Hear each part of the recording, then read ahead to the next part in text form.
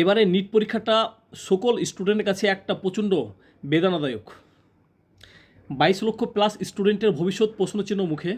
আজকে রাজস্থানে একটা স্টুডেন্ট, খুব মেধাবী একটা স্টুডেন্ট, যে পরীক্ষা দিয়ে তার বাড়িতে বলেছিল 620 প্লাস উনি পরীক্ষায় পাচ্ছে, সে চাপ সামলাতে না পেরে আজকে সুসাইড করতে বাধ্য হয়েছে।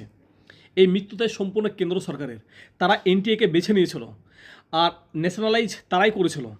আজকে কেন্দ্র তরফ থেকে গত পরশু দিন একটা অ্যানাউন্স করা হয়েছিল যে এবার পরীক্ষা হবে শুধুমাত্র কম্পিউটার বেসড।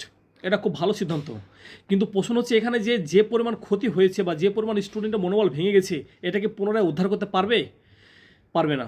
দ্বিতীয়, আজকে রাজ্য সরকার তরফ থেকে শুভেন্দু অধিকারী ঘোষণা করেছে 2011 সালের পর থেকে যে সমস্ত ওবিসি হোল্ডার যারা আছে তাদের ওবিসি সার্টিফিকেট SC ST যেগুলো আছে সেগুলোকে রিভেরিফিকেশন করা হবে।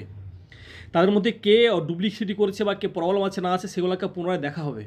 আর প্রাক্তন মুখ্যমন্ত্রী দ্বারা সুপ্রিম কোর্টে করে রাখা কেস ওবিসি রিলেটেড, সেটাকে নাকি তুলিয়ে নেওয়া হবে।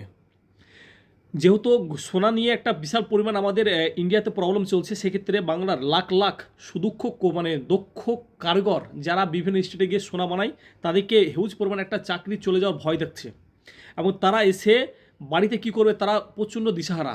আমার একটা বন্ধু ব্যক্তিগতভাবে তার যে সংস্থা চাকরি করতো 65,000 টাকা স্যালারি পেত, আজকে সে চাকরি হারা, সে ওখান থেকে কান্না করছে। এদের জন্য সরকার কি ভাবছে, এটা একটা ভাবার বিষয়। ধন্যবাদ।